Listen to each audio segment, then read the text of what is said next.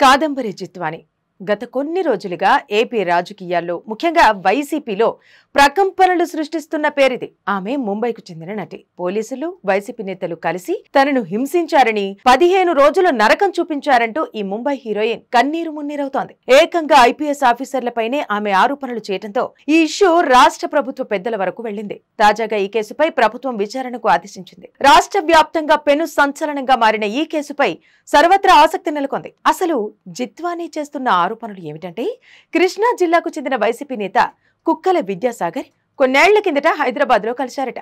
కొన్నేళ్ల పాటు ఇద్దరూ సన్నిహితంగా మెలిగారు.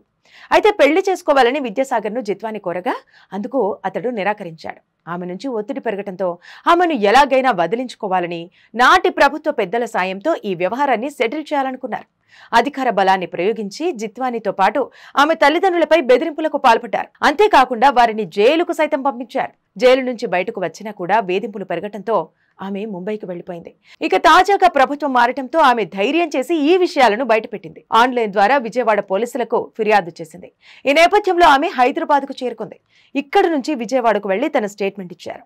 అప్పట్లో తనను చిత్రహింసలకు గురిచేసిన గత ప్రభుత్వ వ్యక్తులపై కేసు వివరాలను, తన వద్ద ఉన్న సాక్ష్యాలను ఏపీ పోలీసులకు అందజేశానని, ఇప్పుడున్న ఏపీ ప్రభుత్వం తనకు న్యాయం చేస్తుందన్న నమ్మకం ఉందని ఆమె ధీమా వ్యక్తం చేశారు. తప్పు చేసిన వారిని కఠినంగా శిక్షించాలని ఆమె డిమాండ్ చేసింది. అయితే ఈ వ్యవహారంలో పారిశ్రామికవేత్త సజ్జన్ జిందాల్ పాత్ర కూడా ఉన్నట్టు తెలుస్తోంది. సజ్జన్ జిందాల్ వైసీపీ హయాంలో రాష్ట్రంలో పెట్టుబడుల కోసం అప్పటి ప్రభుత్వ పెద్దలతో సన్నిహితంగా మెలిగారు.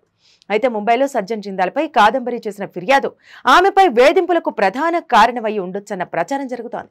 ఈ నేపథ్యంలో కాదంబరి నుంచి ఫిర్యాదు అందాక విచారణ వేగవంతం కానుంది. ఇక రాష్ట్ర ప్రభుత్వం కూడా ఈ కేసును సీరియస్ గా తీసుకుంది. బాధితురాలు ఐపీఎస్ ఆఫీసర్ల పేరు కూడా చెబుతుండటంతో ఉన్నత స్థాయి విచారణకు ఆదేశాలు చేసింది.